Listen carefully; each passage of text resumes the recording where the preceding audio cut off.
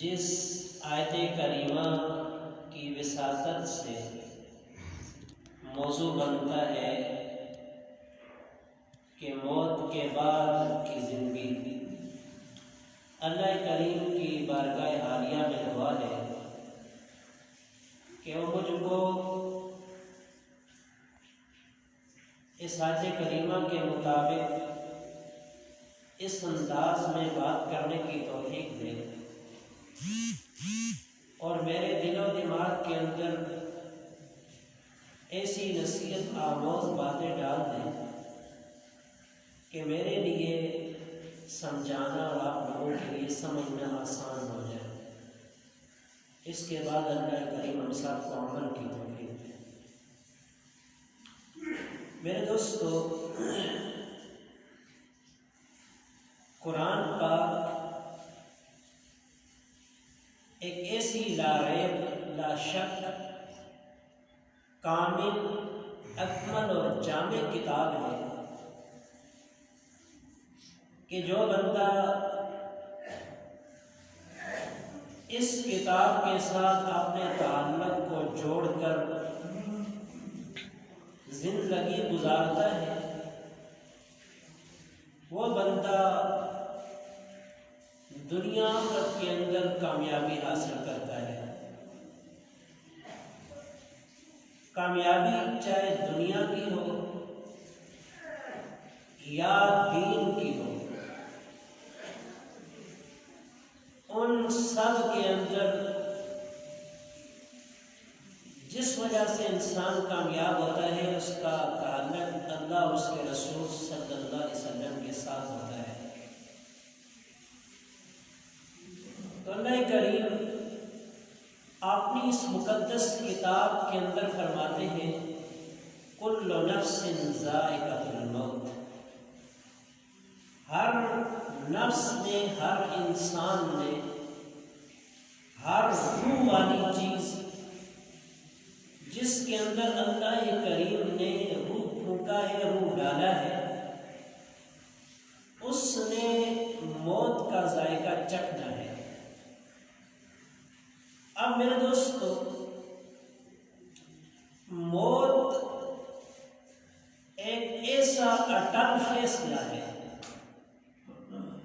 کہ جس انسان کی موت کا وقت جس جگہ، جس مقام پر، جس زمین کے حصے پر مقرر ہے، نہ ایک گھڑی اس سے آگے اور نہ ایک گھڑی اس سے پیچھے ہو سکتی ہے۔ اللہ کریم سورہ یونس کے اندر موت کی اس گھڑی کے بارے میں فرماتے ہیں لا يستقدمون الساعة ولا يستأخرون فَإِذَا جَاءَ أَجَلُهُمْ لَا يَسْتَأْخِرُونَ سَاعَةً وَلَا يَسْتَقْدِمُونَ۔ جب انسان کا یہ نیٹا، جب انسان کی یہ موت کا وقت، اس کی زندگی ختم ہونے کا وقت مقرر ہو جاتا ہے تو نہ ایک گھڑی آگے ہوتی ہے اور نہ پیچھے ہو جاتی ہے، اس کی زندگی کا پہیہ جام ہو جاتا ہے۔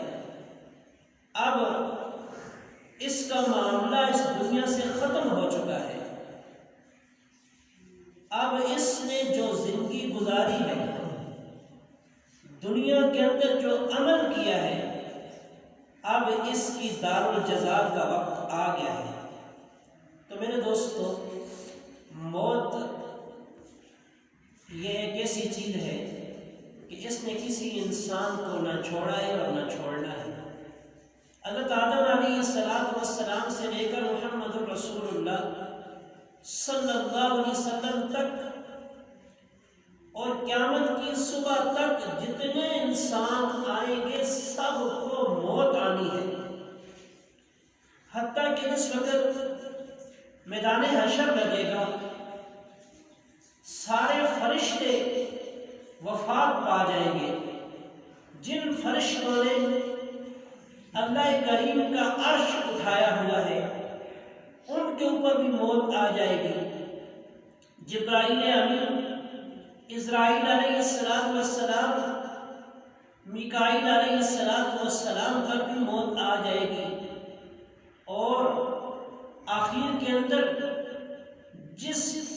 فرشتے کے ذمے موت کی ڈیوٹی ہے، اس کے اوپر بھی موت آ جائے گی، اور سور جس کے اندر سور پھونکا گیا جائے گا اور قیامت برپا ہو جائے گی، اس سور کے پھونکنے والے فرشتے کے اوپر بھی موت آ جائے گی، اور آخر کے اندر اللہ کریم فرمائیں گے کہ اسرائیل تو بھی میری مخلوق ہے، تیرے اوپر بھی موت آئے گی۔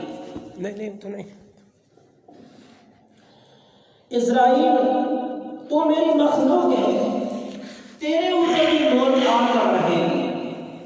اللہ کریم اسرائیل علیہ السلام کو بھی موت دیں گے، اور جب اللہ کریم اسرائیل علیہ السلام کو موت دیں گے تو میرے دوستو اسرائیل علیہ السلام ایسی ایک چیخ ماریں گے، اگر زمین اور آسمان ہوتے تو وہ بھی اس چیز کی وجہ سے پھٹ جاتے۔ میرے دوستو جب ساری کائنات پر موت آ جائے گی تو اللہ کریم فرمائیں گے آج مجھے بتاؤ کون ہے اس بادشاہی کا مالک، آج بادشاہ کہاں گئے؟ اس وقت اللہ کریم خود فرمائیں گے لمن الملک اليوم للہ الواحد القہار، آج ساری بادشاہی ایک اس اللہ کی ہے جو واحد القہار ذات ہے۔ تو میرے دوستو حدیث پاک کے اندر آتا ہے، آپ صلی اللہ علیہ وسلم کا ارشاد ہے کہ موت کی سختی سے پناہ مانگا کرو، موت کی سختی سے پناہ مانگا کرو۔ اسی وجہ سے حدیث پاک کے اندر آتا ہے، آپ صلی اللہ علیہ وسلم کا ارشاد ہے کہ جس وقت ابن آدم کی موت کا وقت ہو، نزع کا ٹائم ہو، تو اس کو کلمے کی تلقین نہیں کرو، اس کے پاس بیٹھ کر کلمے کا ذکر کرو، ورد کرو، تاکہ اس کی زبان پر لا الہ الا اللہ محمد رسول اللہ جاری ہو جائے۔ اشہد ان لا الہ الا اللہ وحدہ لا شریک لہ واشہد ان محمدا عبدہ ورسولہ اس کی زبان پر جاری ہو جائے۔ اور جس انسان کا اول کلمہ اور آخر کلمہ لا الہ الا اللہ محمد رسول اللہ ہوا، وہ انسان کامیاب ہو کر اس دنیا سے جائے گا۔ تو میرے دوستو ہم نے اس وقت کے لیے تیاری کرنی ہے، یہ اتنا آسان کام نہیں ہے۔ جب ہم نمازیں پڑھیں گے، جھوٹ سے بچیں گے، غیبت سے بچیں گے، ہمارے گھر کے معاملات ٹھیک ہوں گے، ہم سے ہماری ماں بھی خوش ہوگی، ہماری بیٹی بھی خوش ہوگی، اور ہماری رفیقہ حیات بیوی بھی خوش ہوگی، ہمارے اخلاق کی وجہ سے وہ خوش ہوں گے۔ تو میرے دوستو یہ چیزیں موت کے بعد کام آنے والی ہیں۔ ان اعمال کی وجہ سے انسان کی موت کا وقت جو انسان کے اوپر طاری ہوتا ہے اس کے اندر آسانی ہوتی ہے، لیکن یہ اس انسان کے لیے جس انسان نے دنیا کے اندر رہ کر اپنی آخرت کی تیاری کی۔ میرے دوستو اللہ کریم اپنی مقدس کتاب کے اندر فرماتے ہیں کل من علیہا فان، ہر چیز کے اوپر فنا ہے، وَيَبْقَى وَجْهُ رَبِّكَ ذُو الْجَلَالِ وَالْإِكْرَامِ، ایک باقی رہنے والی ذات صرف اللہ کی ذات ہے۔ ایک شخص نے خواب کے اندر دیکھا، خواب اس نے بڑی عجیب دیکھی۔ میرے دوستو اس سے پہلے ایک بات سن لیں، علامہ ابن سیرین رحمۃ اللہ علیہ فرماتے ہیں کہ اپنی خواب 4 بندوں کے سامنے نہیں بیان کرنی چاہیے۔ ایک بچوں کے سامنے، خواب نبوت کا 46واں حصہ ہوتا ہے، اس کے اندر بشارت ہوتی ہے۔ ایک بچوں کے سامنے، دوسرے نمبر پر جائل کے سامنے، تیسرے نمبر پر دشمن کے سامنے، اور چوتھے نمبر پر عورتوں کے سامنے خواب کو نہیں بیان کرنا چاہیے۔ جس طرح تعبیر وہ نکال دیں گے ایسا ہی ہوگا۔ ایک شخص خواب کے اندر دیکھتا ہے کہ ایک چٹیا کھلا میدان ہے، اس میدان کے اندر وہ بھاگ رہا ہے اور اس کے پیچھے شیر آ رہا ہے اور وہ شیر سے بچنے کی کوشش کر رہا ہے۔ کیا دیکھتا ہے کہ ایک کنواں ہے، اس کنویں کے اندر وہ چھلانگ لگاتا ہے۔ میرے دوستو، جب کنویں کے اندر اس نے چھلانگ لگائی تو کنویں کے اوپر ایک درخت ہے، اور درخت کی شاخیں کنویں کے اندر لٹکی ہوئی ہے۔ اس نے شاخوں کو پکڑ لیا اور تاکہ میں کنویں کے اندر نہ گر جاؤں۔ اس نے دیکھا، نیچے دیکھا تو ایک سانپ ہے، سانپ نے اپنا منہ سے کھولا ہوا ہے۔ اس نے کہا اگر یہ مجھ سے شاخیں چھوٹتی ہیں تو سانپ مجھے نگل لے گا۔ میرے دوستو، اس نے اوپر دیکھا، ایک سفید رنگ کا چوہا ہے جو درخت کو کاٹتا ہے۔ صبح سے لے کر شام تک سفید چوہا آیا اور اس نے درخت کو کاٹنا شروع کیا۔ اس کے بعد اس نے دیکھا کہ شام کے وقت سیاہ رنگ کا چوہا آیا اور اس نے درخت کو کاٹنا شروع کر دیا۔ اس نے کہا اگر یہ درخت کٹ گیا تو میں سیدھا سانپ کے منہ کے اندر چلا جاؤں گا۔ میرے دوستو، اسی کشمکش کے اندر اسے پیاس بھی لگی ہوئی تھی، اسے بھوک بھی لگی ہوئی تھی۔ وہ اوپر دیکھتا ہے تو اوپر شیر کا چھتا اسے نظر آتا ہے، اور شیر کے چھتے سے تھوڑا تھوڑا شیر ٹپک رہا ہے۔ اس نے میرے دوستوں منہ کھولا اور شیر اس کے منہ کے اندر آنے لگا۔ جب میرے دوستوں اس نے نیچے دیکھا، نیچے کے حالات اسے بھول گئے۔ اوپر جو چوہا کالے رنگ کا اور سفید رنگ کا کاٹ رہا تھا وہ بھی اسے بھول گیا۔ یہ بات میری اور سے سننے کی یہ نصیحت آموز بات ہے۔ میرے دوستوں، وہ صبح اٹھا، اس نے دیکھا اپنے آپ کو وہ پسینے سے شرابور ہے۔ وہ کسی عالم کے پاس گیا، اس نے جا کر اس کی تعبیر پوچھی کہ حضرت جی میں نے خواب دیکھی اور خواب یہ ہے۔ اس عالم نے اسے کہا کہ جو تو نے دیکھا ایک چٹیل میدان ہے اور شیر تیرا پیچھا کر رہا ہے، یہ شیر تیری موت ہے، یہ شیر تیری موت ہے۔ حدیث پاک کے اندر آتا ہے، آپ صلی اللہ علیہ وسلم کا ارشاد ہے کہ یہ موت انسان کا، یہ موت روزانہ انسان کے اوپر 70 دفعہ حملہ کرتی ہے، 70 دفعہ حملہ کرتی ہے، لیکن موت اسی کی آتی ہے جس کا وقت مقرر ہوتا ہے۔ یہ شیر جو تیرے پیچھے آ رہا ہے یہ تیری موت ہے، اور تو اس موت سے بھاگ رہا ہے۔